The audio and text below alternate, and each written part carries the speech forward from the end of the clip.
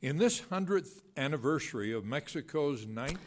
100º aniversario de la Constitución Mexicana de 1917, mi mensaje busca promover el conocimiento de los derechos constitucionales básicos de todos los ciudadanos mexicanos, con especial atención al tema de la libertad religiosa en México.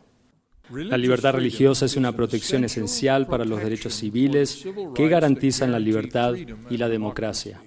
Este es el caso tanto en los Estados Unidos, con cuyas leyes estoy más familiarizado, como en México.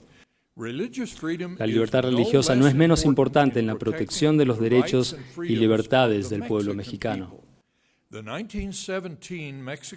La Constitución mexicana de 1917 formalizó el principio de separación de la Iglesia y el Estado en el contexto de una historia y una cultura diferentes.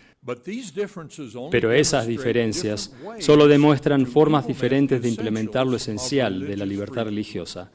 La libertad religiosa es vital en México.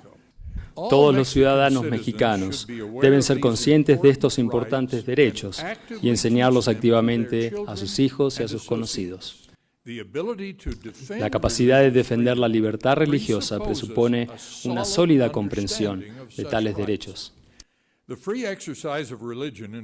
El libre ejercicio de la religión implica el derecho a elegir las creencias y afiliaciones religiosas y el derecho a ejercer o practicar dichas creencias sin la restricción gubernamental. Las mayores dificultades para balancear la libertad religiosa con otros reclamos, dificultades que están empezando a surgir en México,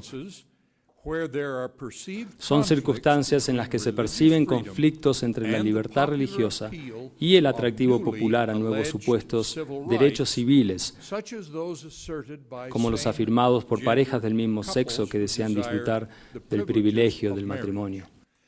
Esto representa un conflicto entre lo que los derechos religiosos deben proteger y lo que la así llamada igualdad de derechos está llegando a pedir. La preservación de la libertad religiosa depende de la comprensión pública y el apoyo a esta libertad vital. Depende del valor que el público atribuya a las enseñanzas del bien y del mal en las iglesias, sinagogas y mezquitas. Debe ayudarse a creyentes y a no creyentes a comprender qué es la fe en Dios, de cualquier manera en que sea definida, lo que traduce las enseñanzas religiosas en el comportamiento moral que beneficia a una nación.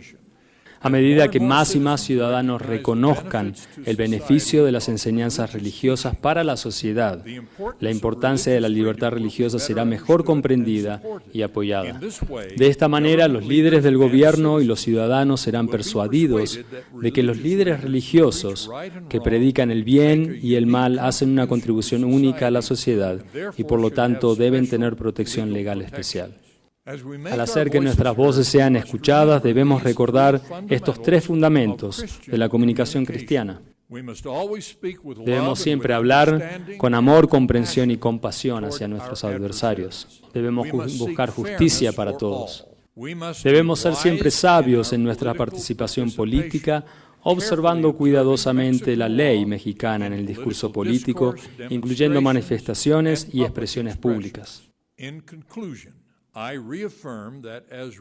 En conclusión, reafirmo que como personas religiosas debemos insistir en nuestro derecho constitucional y deber de ejercer nuestra religión, en votar de acuerdo a nuestra conciencia en asuntos públicos y participar en las elecciones y en los debates en la tribuna pública y en las cortes. Estos son los derechos de todos los ciudadanos y también los derechos de los líderes religiosos y las organizaciones religiosas. En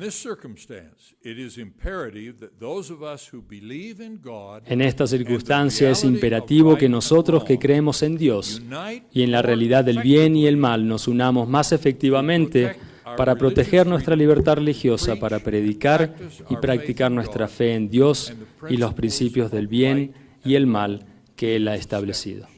Dios nos bendiga para que podamos hacerlo.